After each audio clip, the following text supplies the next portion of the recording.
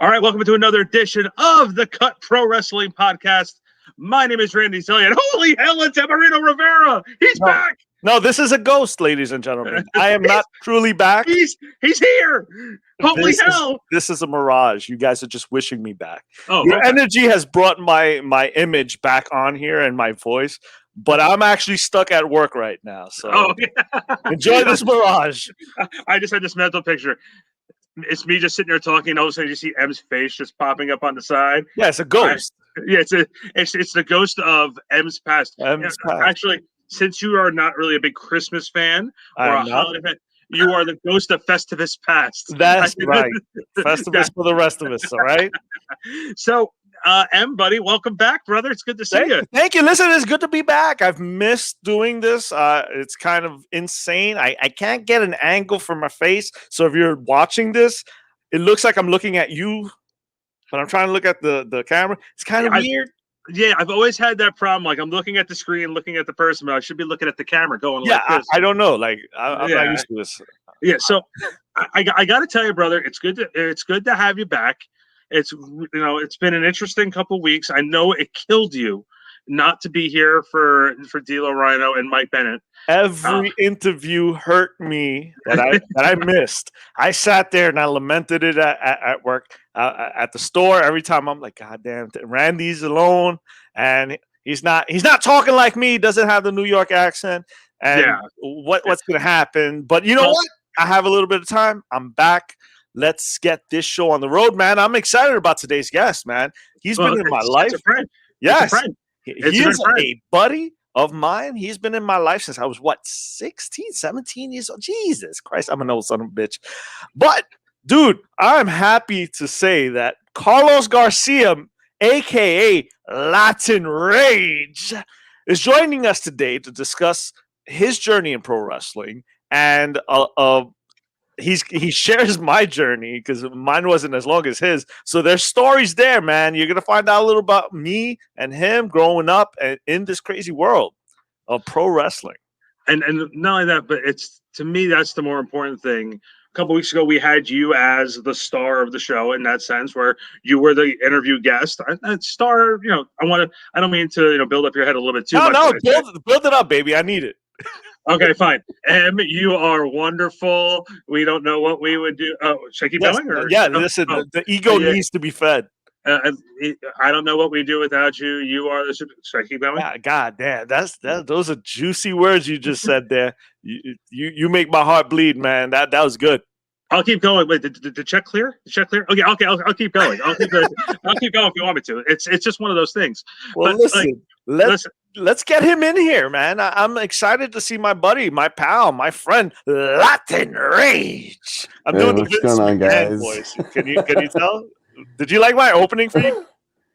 Well, why is my name spelled before anything? Wait, which one? Is it Latin Rage? Is it Carlos Garcia? Which one are you? Carlos. So you wrote Carlos or whatever. But it's all right because he did a cameo for me last year. You're aware of this, and he spelled my goddamn name wrong. And here we have doing. There you go. There you go. There you go. All right, ladies and gentlemen, if you're listening to this, Randy knows how to spell. No, I actually did. You told me to what? You're the one who told me to spell his name wrong. I did, huh? Yeah. Listen, if it was up to me, I would have spelled it like Carluta or something. Yeah. To really get under his skin. But no, I am happy as hell to have you on the show, man. Like I said, we've experienced so much in such a little bit of time in wrestling that I think they're all memorable stories. And I wanted to touch base on a lot of things. So your love for pro wrestling, your journey in wrestling, the fact that you got a goddamn pro wrestling license before me, that still eats me up to this day. You just reminded me. I forgot to bring the licenses with me for the show. You know what? It's fine. Take a picture. We'll post it, man. All right, that's what I'll do. I got to clarify something here. Hold on. Hold the phone. The interviewer has a question. What a surprise. Okay. Listen, well, no, because when Mike Bennett last week had made the comment to me about, he was 15 years old when he started wrestling, and the idea of having to have a license is still confusing to me. Yeah. I think up to 2002, every single performer had to have a New York State Athletic Commission mandated professional wrestler's license. So, I mean, for a lot of guys, there was like two ways to do it. You can either get 3 good guy letters from already licensed pro wrestlers in order to go to the athletic commission, or a promoter himself can vouch for you. And in this case, Pedro, who was the promoter of Arena Puerto Rico, he liked me a lot because he was like, okay, this guy's 6'1", even though I was like 165 pounds soaking wet. He was like, oh, he's tall. You know, he'll fill in eventually. So he was like, all right, let me get him while he's young. Listen, but I'll give you that. Listen, you know what? I don't give it to you. I give it to Pedro. You did fill in. You did get big, man. I've seen pictures. I saw you years later. You were freaking massive. Like I'm. You know what, guys? I started a swear jar, so I'm trying not to curse. So I don't want to go broke tonight. So I'm gonna say freaking or maybe Flintstone or something. But dude, you did fill in, man. Yeah. Well, I mean. Yeah, I mean, I gained weight when I was 18, I jumped up to 185. By the time Arena Puerto Rico closed, I was up to 220. And then but then at that point, I was just like kind of like chubby. It wasn't like I was working out. But then eventually I started working out. That's when I started gaining more muscle mass and stuff like that. I trimmed down to 215 for a while. And, I guess for me, my metabolism ended up slowing down eventually, where I gained too much weight. But Pedro saw like the thing that, when we were all there weren't that many guys that were 6'1" other than myself, Eagle, who was 6'4", maybe Vic Divine, same height at 6'2", and then everybody else was just below 6 feet, like your standard 5'11" to 5'8", some shorter. Randy has a question about our height, apparently. No, it's you have to understand too, and in that sense, normal human beings who are ranging in that 5 foot area. Yeah. 6'1" is a tall thing. In the wrestling world, 6'1" sometimes is normal.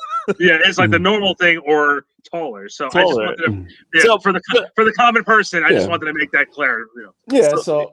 I mean, as M can tell you, that's the reason why I think that he chose me to get the license, because I was like one of the only ones at that time that got vouched for him, because Pedro, he didn't vouch for no one. He vouched for no one. And I mean, but we did have a lot of fun there. There was a lot of growing up that we did there, man. But before we get to that, because I do want to touch on those Pedro Arena Puerto Rico days and how he made his. I'll throw this out there before you say anything, because I know this bothers you a lot more probably than it bothers me. But the dude made us like his son the champion, and we'd always gig on that because it was like, come on, man, you're the promoter's son, you're the champion. Like, that's so common. It's so cliche. And he knows he's not going to walk out on him. He's not going to. But come on. We also know he wasn't going to lose it. Like the crowd knew that too. Come on. I heard stories. Like, I think one of them was with Tito Santana that tagged with his son, and then he basically didn't want to work for Pedro ever again. Yeah, he said that his son sucked. There were a lot of stories. Like, I'm not trying to crap on the son, but there were a lot of guys that felt a certain way. That listen, the promoter made his son the champion and didn't really give anybody else an opportunity. And the sheer fact that he only gave a license to one dude in the whole school kind of tells you that he wasn't really about opportunities, man. Not really. I mean, he didn't like the small guys and stuff like that. He was a small guy. I mean, he was smaller than me, man. This guy was like literally 5'6" if you count the missing thumb. He couldn't have been 5'6", bro. He had to be like 5 feet, man. We used to call, like, not to be politically incorrect, but we used to call him a midget. Well, I mean, he was very small. And I was, 17 and probably like 5'8", and he was standing next to me. So we can't say that he was a giant. Yeah, giants. He was by no means a giant. Like, he was like just a stocky 5'4" midget. Like, he looks like an older version of Quiet Storm. Well, like I said, we don't want to sit here and crap on midgets. This is not what the show is about. What? I mean, if you're 4'11" or smaller, we apologize. Well, we just challenged. We apologize. We don't want to call you a midget, but this dude particularly was a midget. We just lost that. Yes, we watch you guys back. So there goes a quarter of our demographic. Thanks, Sam. So I'll take it before we get more into the whole Arena Puerto Rico thing. thing because I sometimes I'm not gonna lie to you. Like there's people that ask me, hey, did you ever train? I cringe a little because I don't want to be like, yeah, I trained in Brooklyn in Arena, Puerto Rico. It doesn't seem that prestigious. And I know, like, I've talked to people here and on the podcast, and they tell me I shouldn't feel ashamed because, hey, I got trained to do something a lot of people didn't get to train to do. You got trained to do the same thing, and you got a little farther, and you got to go places. You got to go to what it was, a PA, and all these other promotions out in Jersey. But before we get there, because like I said, I wanna start getting to know you. I want the audience to know who Carlos Garcia was before he became Latin Rage. All right. Sure. I'm sorry, I'm gonna do the Vince McMahon every single goddamn time. And there goes a quarter.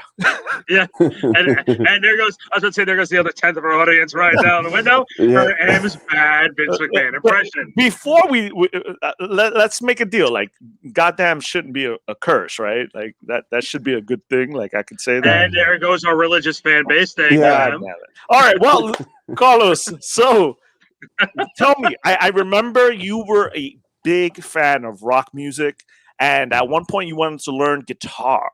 Right? Yeah, well, that was the funny thing. Like, with my friends in high school, when I went to St. Agnes High School, this is like mid-90s, met a couple of friends that were kind of musicians. One was a bassist, the other one was a guitarist. And the guitarist wanted me to join the band as a backup guitarist because he thought I looked like Pat Smear from the Foo Fighters. Okay. I swear to God. So, I mean, I don't see it, but okay. Yeah, but for whatever reason, he thought it looked like Pat Smear. So, and he was a huge Nirvana fan. He was like a huge Kurt Cobain mark and all this stuff. So which is weird because that's not your type of music. No, I do like Nirvana, but I was more of to an extent. You were more heavy. Metallica, exactly, like more of the heavier stuff. So I gave it a shot, and it was just funny because one night I was watching Monday Night Raw, and a commercial pops up for Ben Ligerson's school. Where it's like, do you want to be a professional wrestler? Do you want to be a referee or a manager? You call this number and book your spot for this wrestling school. So I thought I was just seeing things. And I was like, nah, I just didn't see that. So the same commercial aired, I say about an hour later.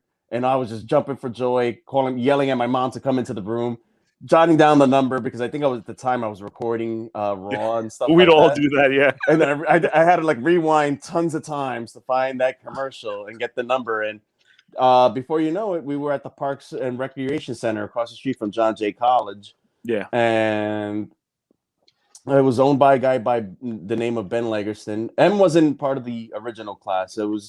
M came, I think, a couple of months later on. I came, I think, about a month into it. Yeah, maybe like I think 2-3 weeks after you guys started. But that was because we started training, and somebody at the store came up to me and he said, "Hey, how is it possible that you used to be able to train in a church on a Sunday?" When we trained, the building was owned by the church. It wasn't the actual church. So there was a gym upstairs, and we would I think the agreement was that the security guard was paid off to let us train on Sunday when no one was there. Yeah, because there was training on Sundays, but if you remember on Sundays. But this is before. This is before you got there. No, I know, because here's the thing. On Sundays, I knew about it because that's where they did the public access taping. Because remember, Low Life Louie had his own public access show. That was Saturday. But Mark Knight used to do his on Sundays. But they would find ways to sneak people in to get that stuff. But that's when we started training. We started, I think, that March. And I would go in that like March or April. And then when I think the priest started going in to work out on Sundays, so they were like, yeah, we can't have this anymore. And then eventually we went to Ligerstrom, and from Ligerstrom, when that closed down, we went back to the same place, which was Arena Puerto Rico, but we actually paid the real promoter this time. But so you go to Ben Ligerstrom's, right? You start. Let's say this was before the summer. I'm pretty sure it was like in the springtime. It was May. Yeah. Good Day New York was in June when we did the New York Good Day New York taping. So you started there, and what happened? Like, tell me what went through your head with being in the ring. And I always ask this to talent: you're finally in the ring, man. You've seen wrestling all your your adolescent life, I would say, like as a kid. Yeah, when I came in, I was just 15 years old. Jeez. And like everybody else, I was amazed because the ring that we had was a 20 by 20 WWF prototype ring. So it's the Yeah. old school rings that used to have the big coil spring in the middle of the ring to give you that bump, that bounce. That bounce, yeah. So, I was mesmerized. We had real ropes. It wasn't steel cable. Everything just looked mesmerizing. Something like you see, at a live WWE house show. So, I was awestruck. I wasn't so awestruck when we had to start learning bumps. Because once you take that bump and you're just like, oh, My chest. Where'd the air go? like, why is my back in my front now? So, Carl, were you when you were starting to take those bumps and you're on the rope on the ropes and everything, and M then came to the school when you're like, oh, this kid has no idea what he's getting himself into? No, I don't even think he noticed me, man. No, Like, because the thing is, I was there's still so many green. of us, yeah. Because when M came in, I say maybe 2-3 students had already quit in their first week, and they realized it wasn't for them, and then the class only grew a little bit, but not as much. But There were a lot of guys there. eventually showed up and stuff, and I didn't think much. It wasn't like my mindset was like, oh, I'm better than this guy, that guy. Yeah, I was more we were concerned just- about I need to learn how to bump properly. I need to learn how to run the ropes properly. I need to know my chain wrestling. I was more concerned about the basic things like that. Like I was more concerned about that. So I didn't really like look at him as like, oh, he don't know, or this person didn't know when they walked in. I was just like, oh, good luck. That's all I could think in my mind, And that's the thing. It was just a bunch of guys. There had to be at least like more than 20 guys there training at once. And then we'd all take turns, get in the ring, bump, do our chain wrestling, get out, get back on the back of the line and do it all over again. They had barricades that we would jump over and do flips over it and bump. And so it wasn't like I walked in and there were 3 guys there. It was like maybe I walked in and there were like 23 to 25 guys there. Like Carlos did not notice me in the beginning, and I don't think I noticed Carlos. I noticed him when he got hurt, when he got squashed by a bigger. And the thing was that the dude was in charge of training us, but he was one of many. I think that was the bad part of the school, that you had too many trainers, chiefs, and not enough Indians. And it's like, okay, you had Eagle, you had Ray, who was Kavatra from the Flesh Eaters. You had Lathan, which I don't consider a trainer, but moving forward, we had Spanish Gino Caruso, who was Super Calo #2 in WCW. Yep. And then we had the late Tiger Khan. He was in and out. So the problem was, like, I learned the best from Gino in the beginning. Gino was great. Yeah, he knew how to train. Yeah. I know he had. You forgot Eagle. Eagle was there as well. Well, no. Eagle eventually became the essential trainer for us, that stuck with us to make sure we learned our bumps correctly, then eventually our chain. So Eagle became the predominant trainer for us. But I'm just saying, like in the beginning, it started off with Gino showing us the things. Then it was Tiger Khan. Then they left. Lathan, to me, didn't teach me anything. Well, I mean, he just squashed you. That was pretty much. I think, and that's the mentality back then. And I think we touched on that with Mike Law when he was here. That the mentality back then was totally different than it is now, man. They were out to hurt you to make sure that you wanted this, or they were sometimes just sadistic and they just wanted to hurt you, man. No, it was more of a case that he wanted to hurt me, because I think, if I remember correctly, he didn't like Eagle either. He didn't like him. He ain't like you. And I guess, and the thing is, at the time, reminded him of something. Well, that's the time. Remember, he was skinny. Everybody thought I was his brother, and every time I go with Tiger Khan, it's like, "Oh, aren't you Eagle's brother?" Blah blah blah. Because we look very similar at the time. Maybe there was something. Yeah, maybe there was something there, and he just did not like you, because I remember he destroyed you in the ring, and you came out, and I was like, God damn. Yeah. Well, in your story, he dislocated my shoulder by running me into the corner, and I was like, no, he slammed dislocation, you. Happened something. No, he didn't slam me. What happened was, he whipped me into the turnbuckle, remember, and he went full blast with his entire weight, and he almost he almost slipped there, but yeah, he almost broke my back. Like my body just collapsed. I couldn't move. I remember. And M was the only one that came by. Yeah, I was the only sucker. I was like the savior. So Oh, he walked me out. You know, I couldn't walk. I couldn't continue my yeah, I training had to that get you day. out of there. And yeah. And for me, it was just like one of those things where the guy was a scumbag. Yeah, he Like just took he liberty. just He didn't took like me, liberties so with he you took liberties. And it's like, dude, you're 20 something years old. Like I think he was like on a 27, 28 at the time. 15-year-old. And he's 400 pounds, yet I'm 165 pounds soaking wet, and I'm 15, 16 years old. Like you Yeah, don't do that to you were do 15, that to 16. somebody like that. You No, know? but I remember that was when I first met you because I helped you out of the ring, and I was like, yo, dude, like, I'm so sorry that happened. And somehow that blossomed into this, you know, like, yeah.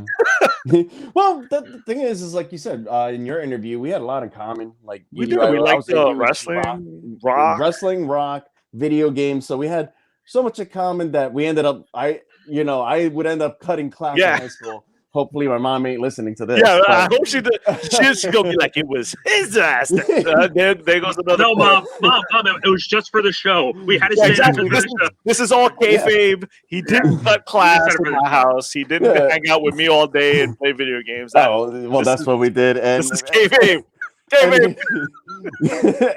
So it's the gimmick, Ma. It's the gimmick. He's living it right now. But as we hung out, we watch. I used to buy the old Coliseum home video WWE shows, and I used to bring it over, and we would watch it. And then at that time, I don't know. I think eBay was around, and then little by little, we started purchasing Japanese tapes and stuff like that, and we started learning about Liger and Cup and all that stuff. The top of the Super Junior tournaments, and dude, we were going nuts with that. Oh, we loved it, and it inspired us more, like in the ring, like to get better. And then when we got to that point where we can actually start practicing moves, they were like, "Oh man, this looked great in Japan. Like, should we break it out here?" So we would always like. What was the other thing? We used to play Fire Pro Wrestling on the Sega Saturn. Fire Pro, No Mercy, WrestleMania 2000, the old WCW games like World Tour. But let's be honest, the one that really spoiled us, that sat there and we would sit and watch the moves and go, "Hey, I think I can do this move," was Fire Pro Wrestling. Well, yeah, like I mean, we would spend hours. We had a friend of mine, but used to be a friend of M's, named Anthony, and he would spend literally the entire day making to the T characters of us. He was really good at that. And he was really good. Little do we know that all it would take is a year later and your battery gets redrained on the Saturn and your memory gets completely lost. God. And you're just like, no. You spent all those hours. Yeah. So, and the thing was that the game was in Japanese. It was a Japanese import. So we would go to the library and download, I think, like 70 or 80 pages of like the translation of what everything meant. And we were very dedicated to that wrestling game. Well, I had the same thing too. Remember when I bought Virtual Pro Wrestling, which is like All Japan Pro Wrestling 2 on N64, had the Japanese converter, and then I had like download all that English material since we didn't understand Japanese characters. Yeah, and we had to do it like that. We had to switch the Japanese characters to American characters so we know what we were reading. Yeah, and then make the characters. So we were very into wrestling. I mean, we became watching, playing friends. it. Yeah, pretty quick. So I wanted to touch base because you have a different memory than I do. I spoke about Lagerstrom's first show in Jersey. I'm pretty sure it was near Crystal Lake because I kept making jokes that we were going to get murdered that night. It was a hockey arena, and there was the first show. We saw Jimmy Snuka, and eventually was Homicide there? Like Homicide was there because that's what started the riot. Yeah, I don't know exactly what was caused, but I know they started fighting with him, and all of a sudden, all hell broke loose. If I remember correctly, it was the family members of the Boogie Knights, Mike Tobin and his partner Dan. Who I think the family members were drunk and they got in Homicide's face. Homicide, they started all fighting. And I don't know who would start a fight with a guy who's coming out with a crown of barbed wire on on his head already. Randy, are you familiar with Homicide? Yes, I know. I remember him from his TNA Impact days. Yeah, so we knew him when he was just doing Jersey Pro garbage matches. He was insane because his whole thing was, and when he says garbage matches, he means hardcore. I don't mean bad matches. But no, I have to clarify because a lot of people that watch this are casual fans. They don't know the term garbage wrestling was a term Yeah. used in the 90s. It wasn't like a garbage match where you wrestled in garbage or had garbage. Or maybe it wasn't a match that was I have to clarify these things for the people. Exactly. It was a match where you beat the crap out of each other with weapons and barbed wire and all of this stuff. And he was a king at that. So as teenagers, we were in awe of this guy. He was like the king of hardcore in New York. Yeah. So, but you don't go up to him and start, I was about to cost myself a quarter. So basically what happened was they got into a huge argument. Then fists automatically start flying out of nowhere. The locker room clears up. And it's fans are fighting fans. Fans are fighting wrestlers. Wrestlers little are fighting kids wrestlers. are doing stunners. I was like, hitting each other. They're hitting each other with chairs. And I'm waiting for my friend to back me up. What happened there? Basically, what happened was throughout the whole commotion, there was a lot of wind and gusts that were blowing. I thought I saw dollar bills going away towards the exit. Is that what happened? And I figured that none of you had the money to get back home, so I had to find a way to collect it. Yeah, exactly. So that's the only reason why I ran away from. Dude, it was great. Like, was that what went through your head when you were like, "Yeah, I believe that guy, that sea of humanity. Let him fend for himself. I'll wait for him outside." All I saw was the back of the soles of your sneakers running away, and I'm like, "Oh, I'm alone." and by the way, M, because of the location of where you guys were, M made it sound like, and then Jason came out of nowhere. No, later because the guy later on because the guy told the story before. Yes, so we'll get into that. The guy that drove us there, because again we're teenagers. Yeah. The guy that drove us there was supposed to have his first match, and the first match was supposed to be that battle royal. So he got pissed because now there's a riot and the whole show is canceled. So he left. He walked past us and left. And I'm looking at my empty pockets and I'm like, uh-oh. Like I didn't plan to be stuck in Jersey. And I looked at Eagle and he was like, yeah, I got lint in my pocket. And the only one with money in his pocket was this one. No, Danny was with us. He was with us, but I don't think he had money. No, he didn't have money. And you were the only one that had money. And I was just being stingy as hell because I was like, well, look, I can't pay for classes next week if I spend this money. It's like, dude, we can't get home tonight if you don't pay for this cab. And then I'm looking at, like I said, I still don't know Jersey, but I know there's a Crystal Lake out there because I saw it, and we're walking in the middle of the goddamn night next to Crystal Lake. I'm like, we're screwed, guys. Like, this is happening tonight, and Carlos is too goddamn cheap to buy us a ticket back home. So what do? We walk to the nearest bus station, and we sit there like jerks in the middle of the night, and the cop like stops, and he's like, "Yeah, this bus ain't running, man. Like, it's nighttime." Yeah. So basically, we got lucky to see at least one cab out of the entire hour that we're walking in the direction towards the city, and we had like a while to go. So no, we weren't walking, man. We were going to sleep at the bus stop. We were walking because we were trying to find the bus, and then when we saw no bus, I mean, we asked the cop because I remember there was a cop. We asked the cop, and he was like, "Yeah, you're not going to find nothing out here. If you're lucky, maybe you'll see a cab." So we saw like a Lincoln Town car coming down. Thankfully, the guy was a cab driver. We asked him how much, and I think it was like he charges only $80, but to get let's put it in modern Manhattan times, it would have been what $120 is now. Yes, just to get to Manhattan because our night wasn't over. Now we have to take the train home. So now we get in the train, and then we see this old lady that didn't have lips, and it was just teeth. So it was like we saw a literal walking corpse, I'm like, this night can't get better. This night can't get better. And she's just staring at us with no lips, just teeth. And I'm like, I've seen Night of the Living Dead, and this was it, man. I knew that we were not getting out of that train car. Somehow we made it. I don't know, man. But New York at night used to be scary in the 90s. Yeah. And after that riot, the school closed. Yeah. A lot of people didn't have places to go. So I know half went to Pedro's, like me, you, Danny eventually went to Pedro's, and then the other half Arena, Puerto Rico. No, because Arena, Puerto Rico was Pedro's. No, but I'm saying the other half. The other half went to Doghouse. Yeah. So when we went to Arena, Puerto Rico, it was us. Then you had Shark Attack Kid, who really didn't like us, so he didn't really get in the ring with us much. Then there was Vic Divine, who was like the big muscle bound guy, and then you had Quiet Storm, aka Leprechaun John.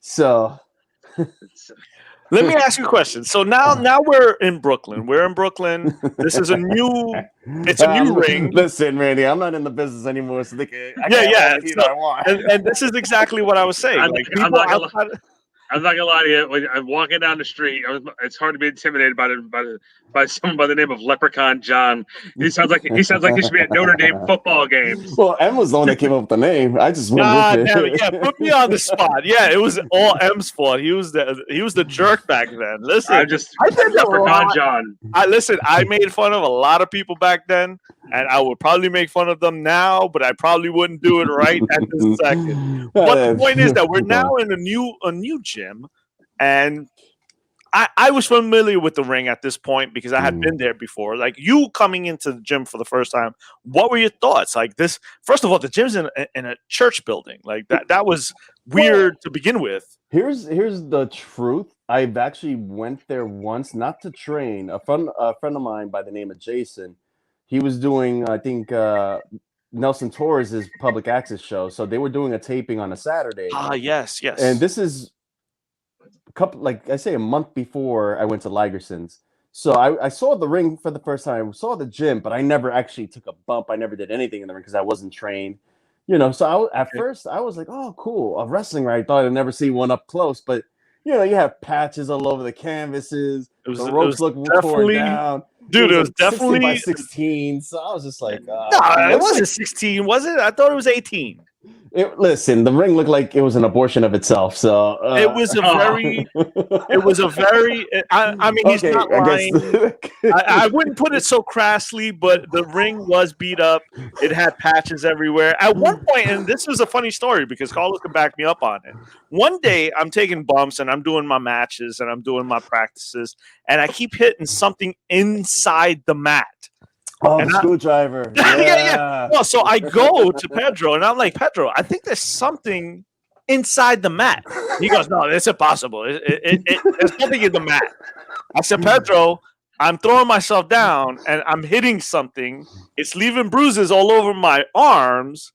There's something in the mat. No, it's impossible. I would never leave anything in the mat. The next week, I went home. My arms were black and blue. Randy, I tell you this, and he can vouch for me. The next week, I walk in, and he's like, oh, Emerito, guess what? I found the screwdriver inside the mat. It's like, God damn it, Pedro. I told you it was...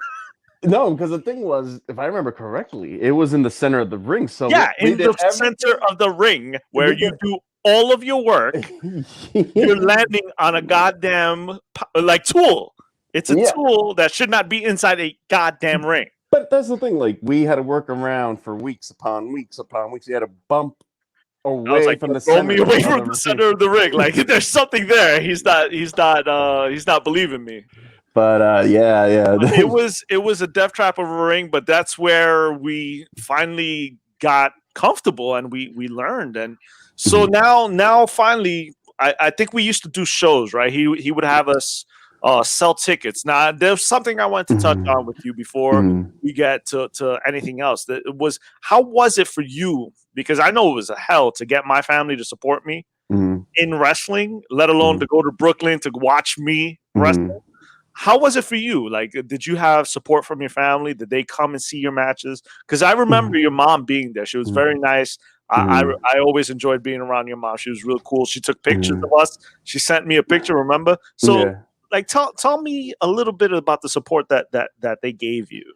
They were very supportive. My mom and my dad especially. I think it was more, my mom was more supportive of it. My dad was supportive of it, but also he was kind of like, just keep in mind, don't break your things neck. Don't work out. Just like, just make sure you do something on the side, whether it's a job or you go back to school, just in case if wrestling doesn't work out. So he had the best interest for me.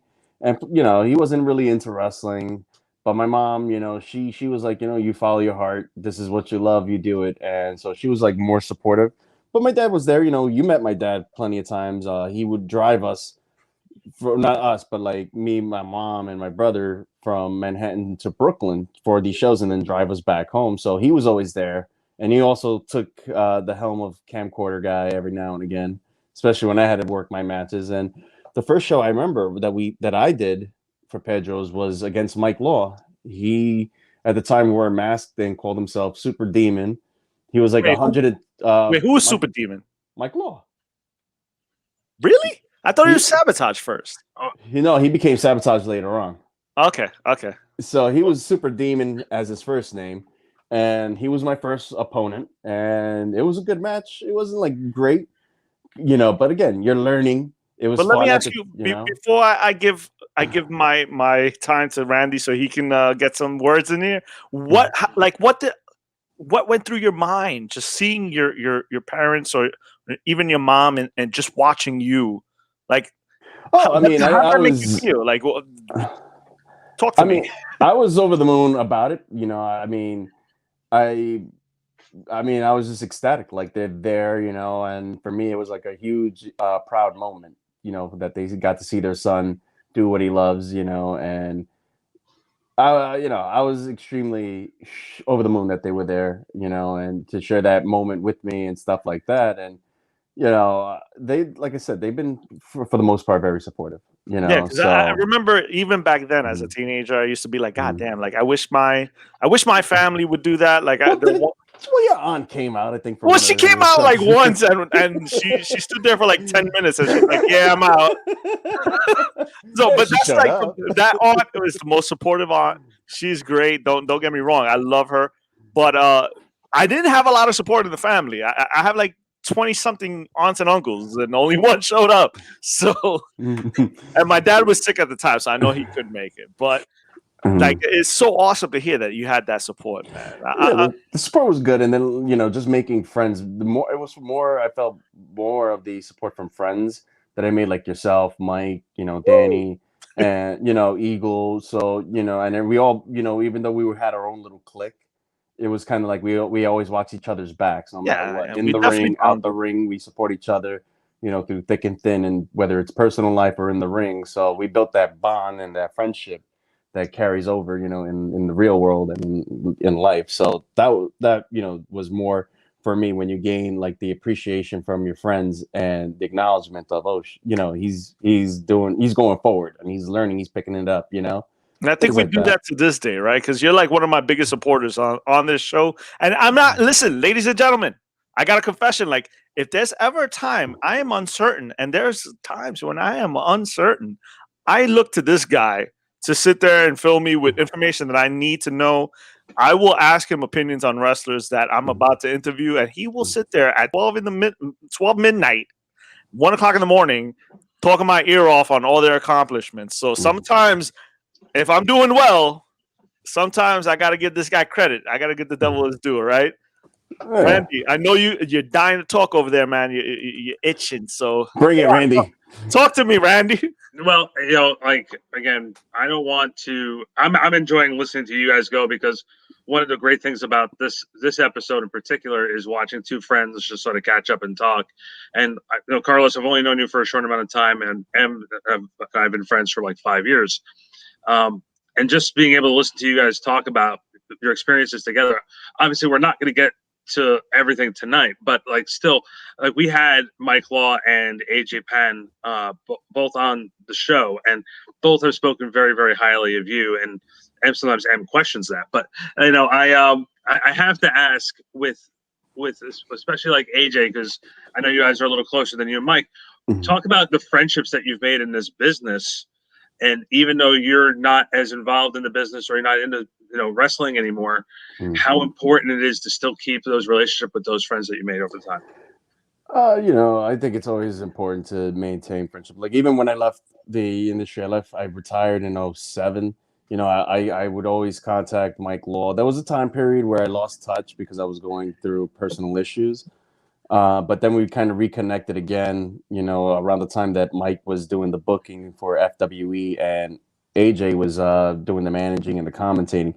With AJ, it's just funny because we met through our mutual friend Julio, because AJ was a huge fan of wrestling. Him and his mom would do, certain, gimmick tables or set certain things up for VCW. So we had a lot in common as kids, and then little does anybody know, AJ will get a good laugh out of this.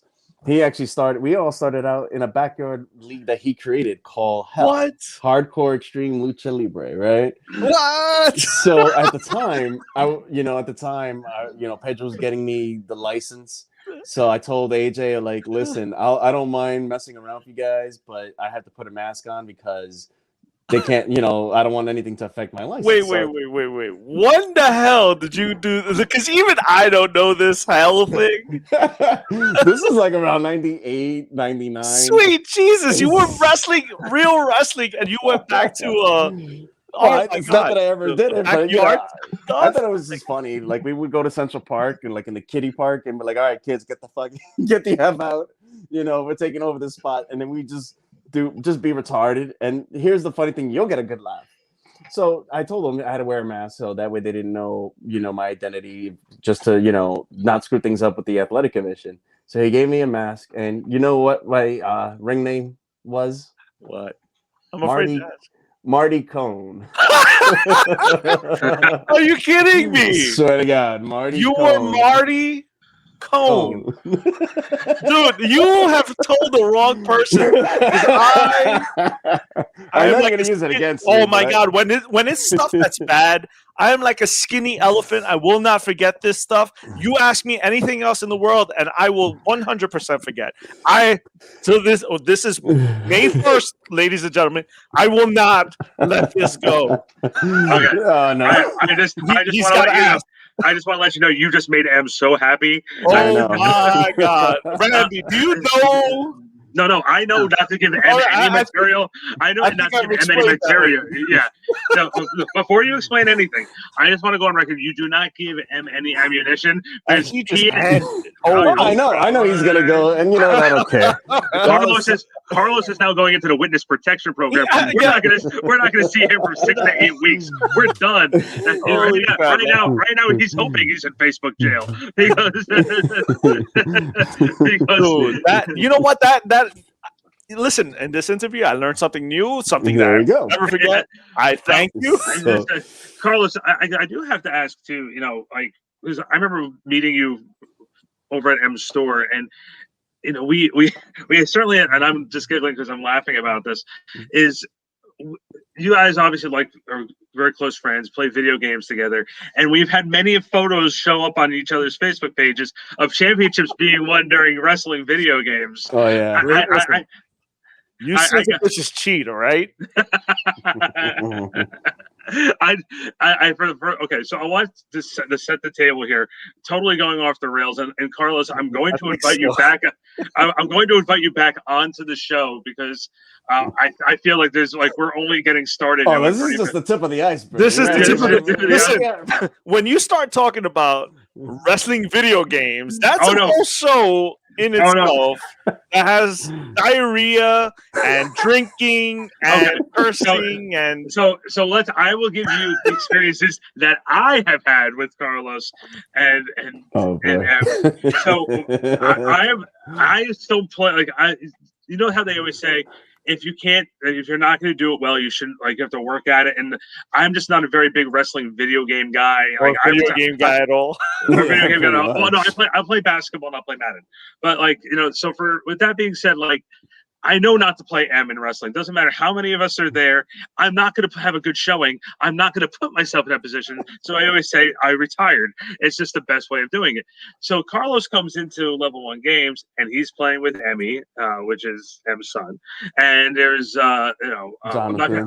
Jonathan and Brian. I'm not going to call Brian by his nickname here. It's not appropriate. I'm just not going to do it.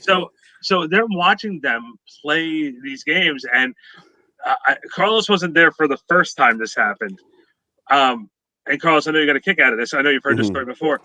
M was. I kept on saying that M was cheating. He would go wait for everybody to be out of the ring in the ladder match, and then M would climb up, win the ladder match. That's not what happened. You guys threw me out of the ring. Well, so M went to the bathroom, and I told everybody, "Yo, what everybody should do is just." Jump them. I think was it they all conspired. They conspired we my conspired in a way. I think it was like it wasn't a ladder match. I think it was just like Emmy hits somebody, and then Jonathan just drops the controller, or is Brian who just dropped the controller. Dude, the screw job was in, and this time M did not screw M. All right, it was these sons of bitches conspiring against me. What made it funny was that after we did it, we all had an agreement to make sure we drop the belts to each other and not to M. So by any means necessary, we just beat him up and throw him on one side of the ring. Backtrack 1 second.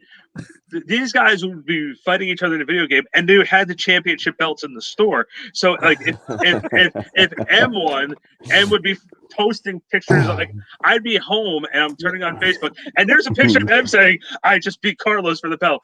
25 minutes later, there's a picture of Carlos holding 3 belts, and there's M in the background sitting there going. And then all of a sudden, I would message him at the end of the night saying, "So who ended up with the belts? I didn't see a picture." He goes, "I beat Carlos, but Carlos didn't want to take a picture this time."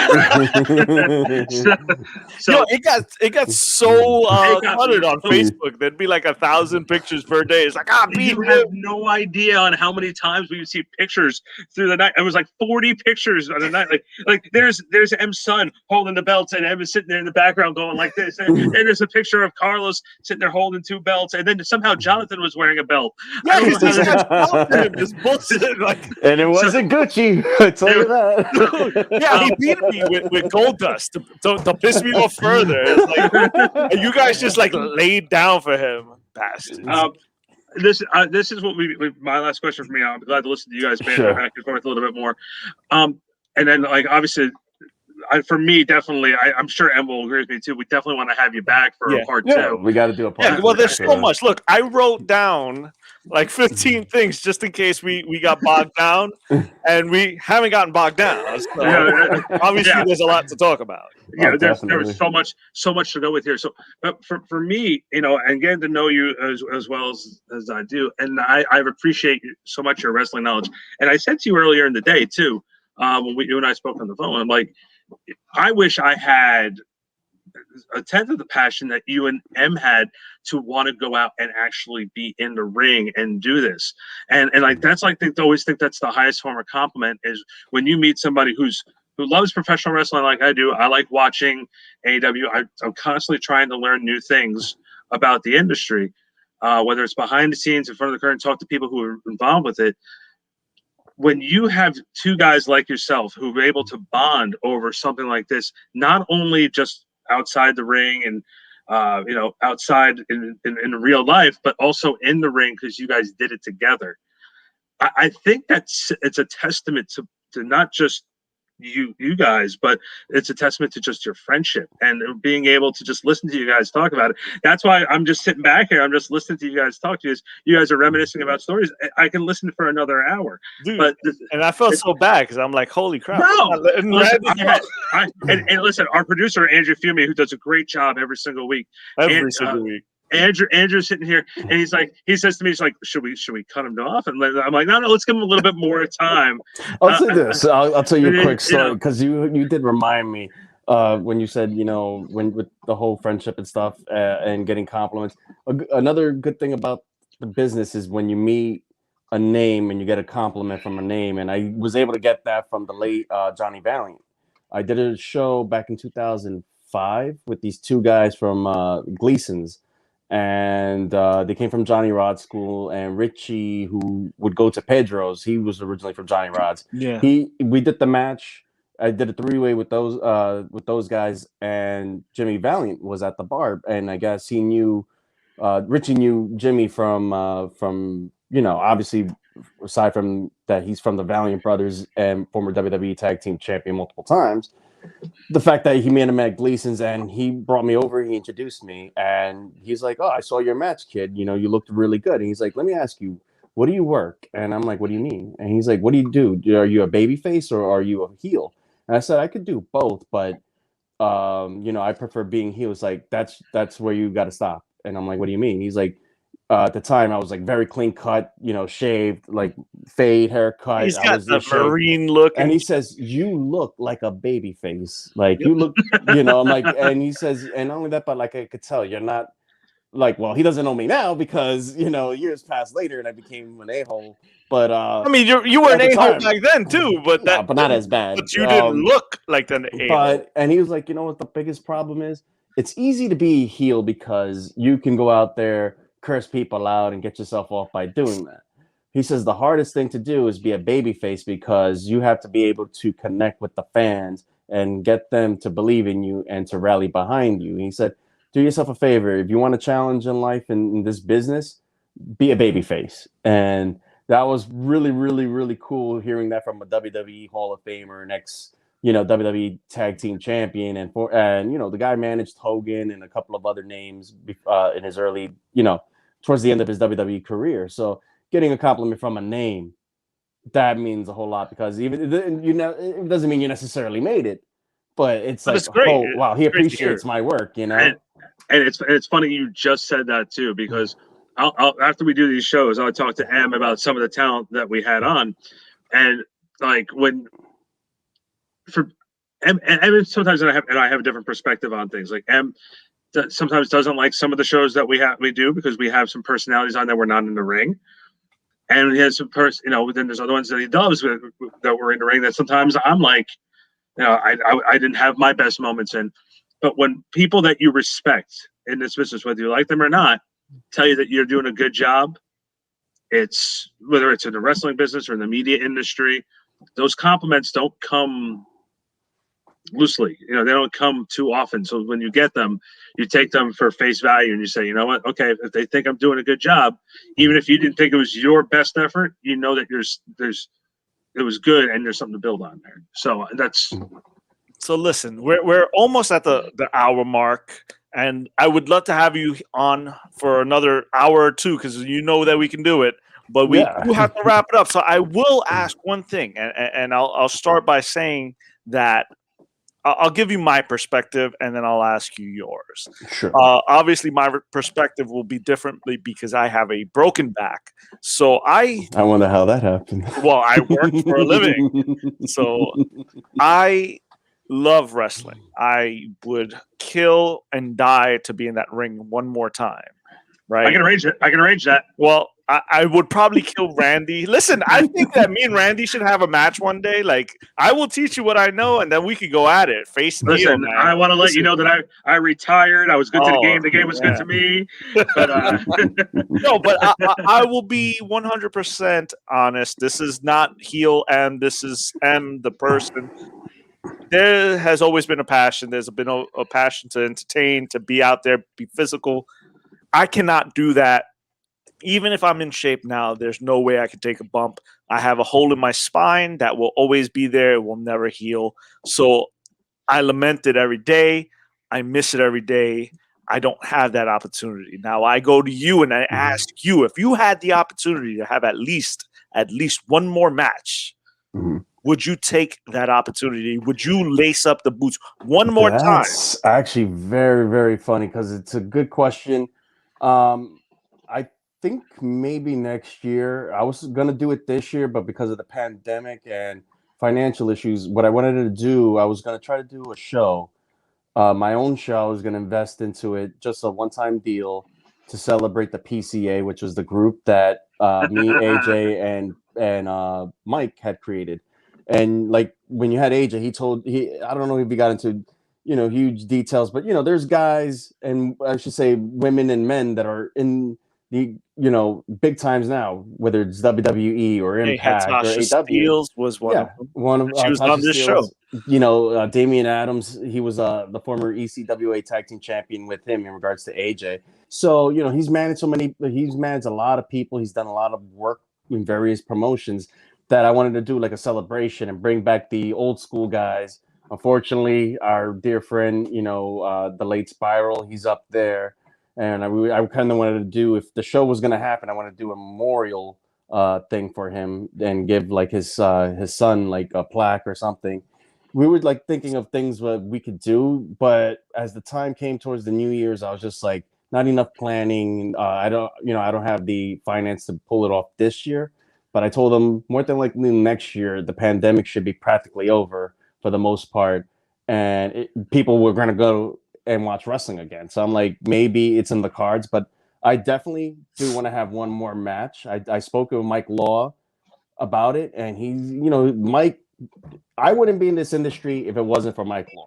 He's the guy that got me booked in most of the promotions that I ended up working. And even to this day, as retired, and I would tell him, sometimes I got that itch, to get back in there. And he's like, brother, why don't you do it? Just get in there and do it. And Yeah, I would you're be healthy, like, I don't dude. know, You can do it. And I told him, like, if I did one more show, I would want to do a retirement match.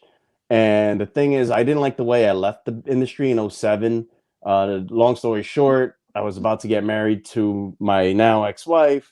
So I had to take my personal life seriously. And with wrestling at the time, I wasn't making much and I was spending more to travel on the road, that it just didn't become financially feasible for me to keep going out and those are working the things anymore. that I wanted to touch on, but we didn't get a chance to. And But like I said, next time, when we do part 2, we'll get on to we it will further. get on that. I do have that on my list of things to touch. But yeah, if it was, I just wanted to say special thanks to Mike Law, because if it wasn't for him, I wouldn't have been in a lot of the promotions that I've been. And with AJ and myself, like I said, we'll still be in collaboration of what we want to do if we do the PCA show, because when PCA started, technically started 20 years ago. So we wanted to do it this year originally as a 20-year anniversary of the PCA. And I still have ideas to have that show. And I was like, you know what? If I sponsor this show, is just so that way I can just get my last match in. And it's just like kind of like, who do I want to work and who do but yeah, to answer your question, I still want to do one more match, and I think that's all I have in me. I think I have the greatest ending for you. I have the greatest ending for you. I think this would be a fitting way for you to go out as you wrestle Mike Law. I'm calling it now. Again, May 1st, I'm saying this is when we're recording this. May 1st, we make this plan, and Mike Law is about to go down to you when a certain someone, I'm not going to say who, but he's talking to you, comes out and costs you the match. The ultimate heel, and you finally have to retire just like him. I don't think so. I'm not going to put you over me, pal. So well, not me. I actually think one of two things should happen. One, M should be doing commentary on that. And then jump in and make sure you lose. Or M is your manager, then he turns on you. Yes, I'm totally for that. I want to cost you your final match. But dude, thank you. I'll let Randy take us out as well, because I feel bad I didn't let him talk much. But thank you again, man. Like I said, you got us a couple of guests for this show, and you've helped a lot on research, and you've helped me just keep my confidence up, and you've supported us. Thank you so much for being a friend and a supporter of this show, man. No doubt, man. I mean, and thank you for having me on the show. I was huge. Like I said, I'm a huge fan of the show. Like, I mean, as you said, I mean, I'm pretty sure you tell Randy my critiques of the show of what could have been different. What I no, that's not my job. You can tell me yourself. Yeah, well, like I always tell him, it's a good show. If I felt like a show was lacking, I would be honest. Okay, this one lacked because of this reason or that reason. You know what I listen to? I listen to like, you did good. Oh, stroke my ego, Carlos.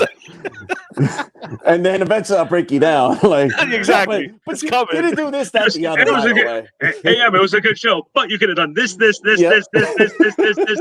this better. All right, so Carlos, I thank you. This was fun. I love getting to know you a little bit better in this situation, and would love to have you back here on The Cut. By the way, guys, I'm going to ask you everyone to follow The Cut on social media: Instagram, The Cut PW Podcast; on Twitter, Cut Wrestling BSP; and of course on Facebook, The Cut Pro Wrestling Podcast. And guess what? We are available on YouTube. Hit the subscribe button when you find us on YouTube. Of course, Google Podcasts, Apple Podcasts, and Spotify, wherever all your podcasts can be found. That's where we are here on the Cut Pro Wrestling Podcast. For Randy Zelia from Back Sports Page. And M. Rivera from Level 1 Games. And before we go, what's really cool about using this new program is I don't have to write anything down.